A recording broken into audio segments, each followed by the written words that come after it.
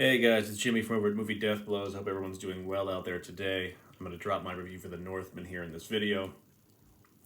For those of you guys that follow me, you know that Focus Features, a subset of Universal, had flown me and a few other reporters out to London last week for the red carpet, white carpet, whatever you want to call it. The carpet was actually white.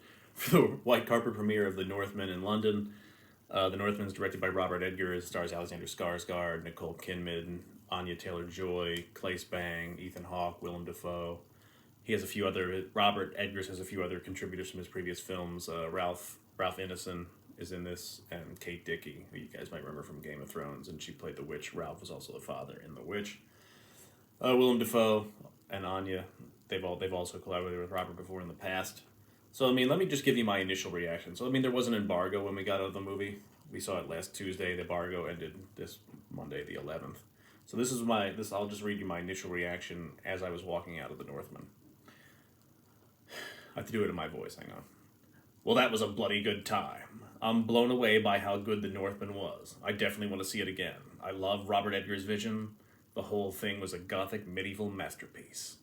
Now, I mean, this film might not actually take place in the medieval times. It's like 984, 956. I forget what year it was. But pretty much, Alexander Skarsgård stars as Amleth, a prince whose father is killed by his uncle. Then his uncle marries his wife, and then he kind of goes into exile or isolation for 10, 15 years where he learns how to be a Viking warrior and a berserker, and then eventually he returns to take revenge on his uncle at that point for what had transpired when he was younger. So, I mean, everybody knows I sat down with Alexander and Robert last week for like about 10 minutes of interviews. So, I mean, I'm not giving you away any spoilers. Like, if you've seen the trailer, if you've seen any information on Northman at all, you know it's basically the Hamlet story. If you watch my interview with Robert, you'll see that I ask him about it. Like, this is based on like the Hamlet, the story that Shakespeare turned into the play Hamlet at that point.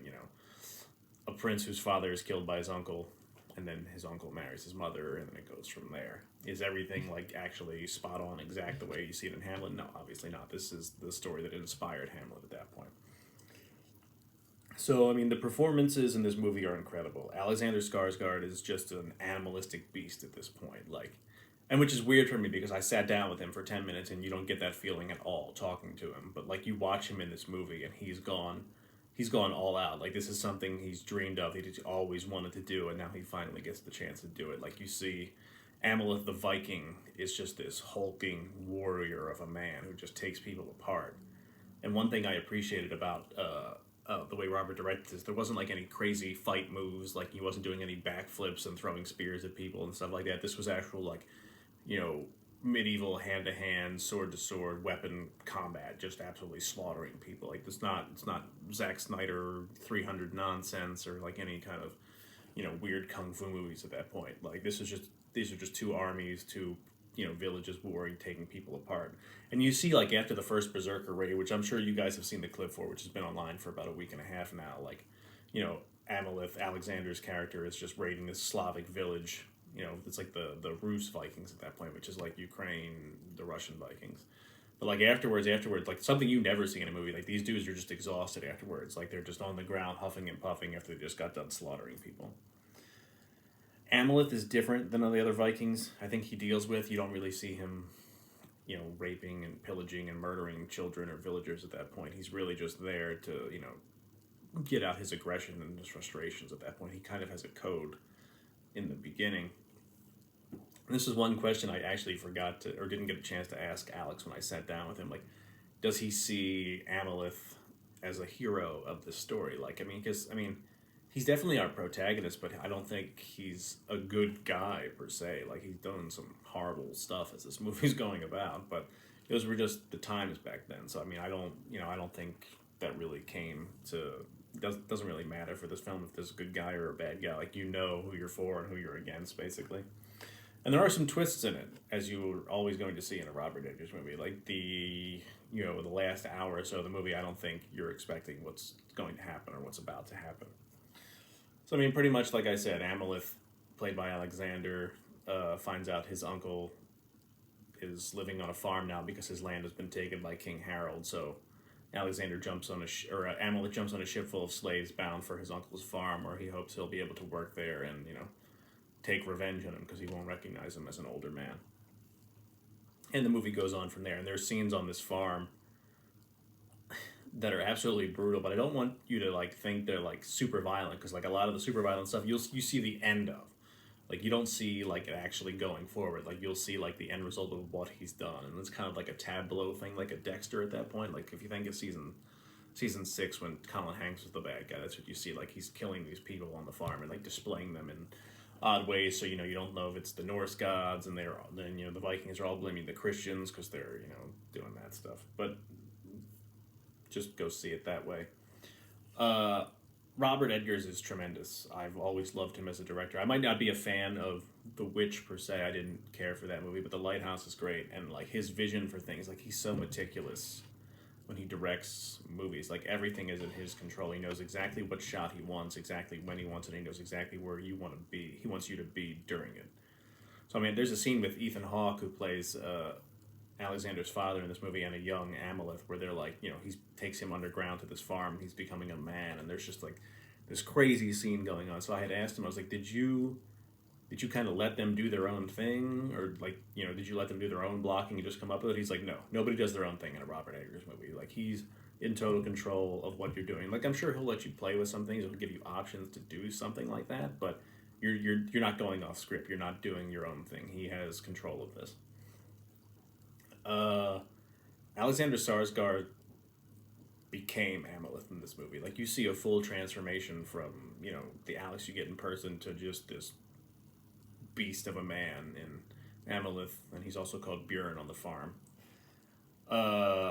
I think award shows should be talking about this for next year, but I don't know if this is the kind of movies you see where they give nominations for these type of performances in these type of movies. Just with what the Oscars and the Golden Globes have turned into at this point.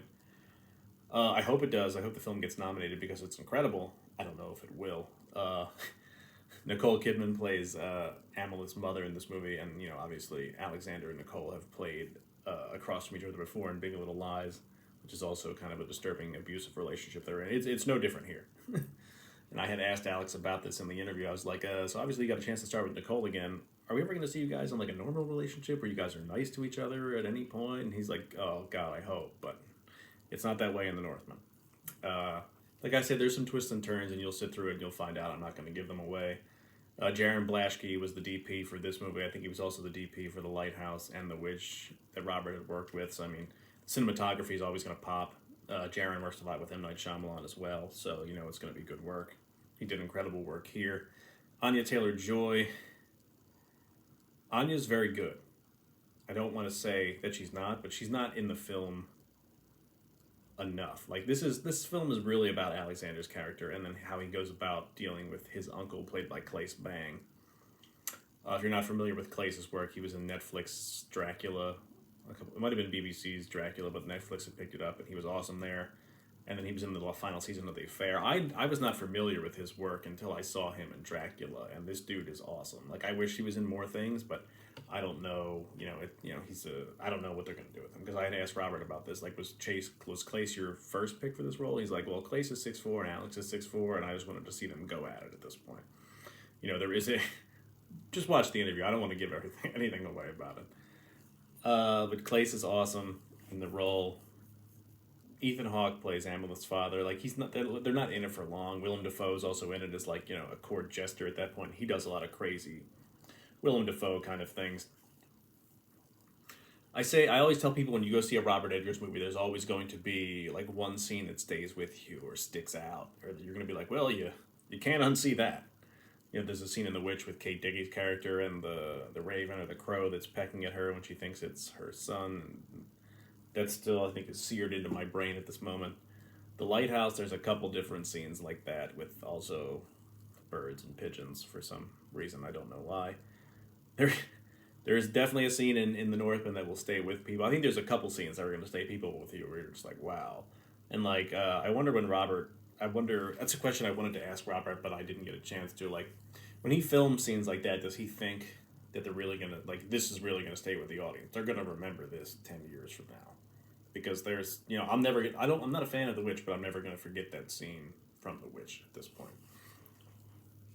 Now when I'm talking about all this slaughter and bloodshed and violence and war, I don't want you guys to think this is just like a straight like action, movie in like the Braveheart sense or Gladiator. It's not. Like when you go see this movie, you think you're gonna get like real pumped up for these battles that happen, and they do, but like not to the extent you think. The movie's kind of gonna fool you, and like I don't know if they chose to do this in reshoots or anything like that. So like the first hour of the movie, it's Amleth getting to the farm, and then the last hour, like 10, 15, 20 minutes, is him on the farm. So like that's what you're getting. You're not getting like two armies that are going to meet in the open field and just slaughter each other or anything like that. Like this isn't a war movie. Don't walk into it thinking that, because you're gonna be upset when it's not that.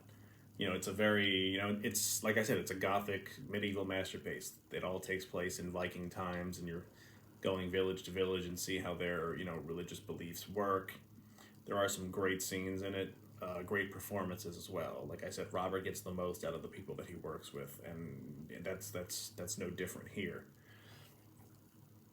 And you can tell this is something Alexander has wanted to do for a long time. His dad got to play a Saxon in King Arthur. His brother Gustav played Flauki on Vikings. Now, he kind of gets to take the reins and get his chance in the spotlight of playing this role that he's been dying to play forever. And it immerses him fully. Like, so like when he's Amleth, he's like this huge, hulked out, almost on steroids kind of warrior, just walking around, just oozing, don't mind me saying it, big dick energy at that point, but he is. But then when he plays like a kind of a different character on the farm, where he doesn't want his uncle, who doesn't know he's his nephew, to think that he's any kind of a threat at that point. So he's on the farm. His name is Björn, and then he's kind of just sauntering around and pointing, and not this giant dude that's gonna mess you up or anything like that. And that's kind of what makes everything work. It's a revenge. It's his revenge fantasy thriller at that point. The beginning was my favorite part of the movie. The beginning opens with a giant volcano, and it's got a voiceover. It's done by Robert told me his name, Ingvar Egerton Sigurdsson does the voiceover in the opening scene of the volcano, and it's awesome. Each chapter of the movie is divided. It would give you say like the Northman or to the farm or something like that, but it's all written in Old Norse runes, which I thought was also awesome at that point. Like I said, Kate Dickie, who's worked with Robert before on The Witch, she's not in a lot of, she's not in focus. She doesn't have a lot of talking scenes, but she's definitely there. You still see her walking back and forth. And Ralph Ineson, who played the father in The Witch, who I believe is incredible and totally underrated and should be in everything ever. He played the Green Knight. He was also in Game of Thrones and Chernobyl. He pops up everywhere.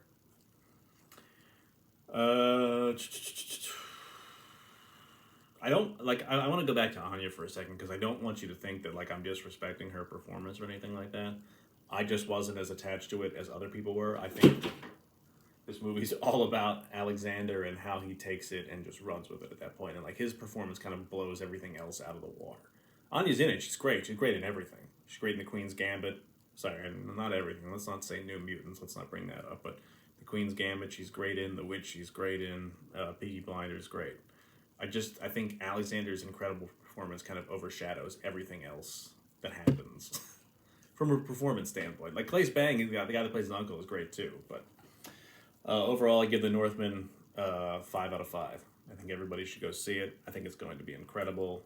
I hope, Focus Features isn't known for, movies of this nature or magnitude when it comes to money-wise, but everybody should go see it. It's going to be incredible.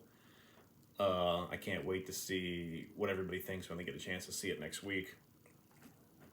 I wanted to leave you guys with one thing. So, I'm kind of an independent media person at this point. I don't belong to any of the big sites or, magazines or papers or anything like that.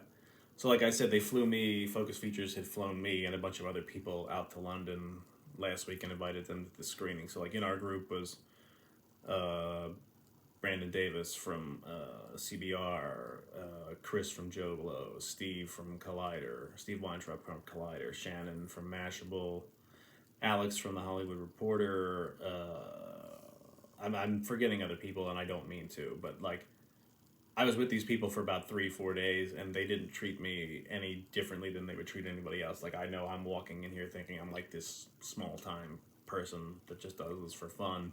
And, you know, maybe they're going to look down on me, or maybe they're going to treat me differently because, you know, I'm not part of the, you know, big group of, you know, nationalized things at this point. But they didn't do that. They treated me with, like I was one of their own. Like, I had a great time with all of them. And I thank them each individually. I hope I get to see them again. And, you know, on further junkets and press tours like this, because we really did have a great time. We were like a little, like, you know, family for like 3 days, basically. And I enjoyed getting to meet them, and I appreciated the fact that they kind of welcomed me as one of their own and didn't, you know, make me feel less or anything like that. So thanks, guys. But The Northman, go see it. 5 out of 5. Comes out next Friday, the 22nd. Have a good one, guys. Thanks.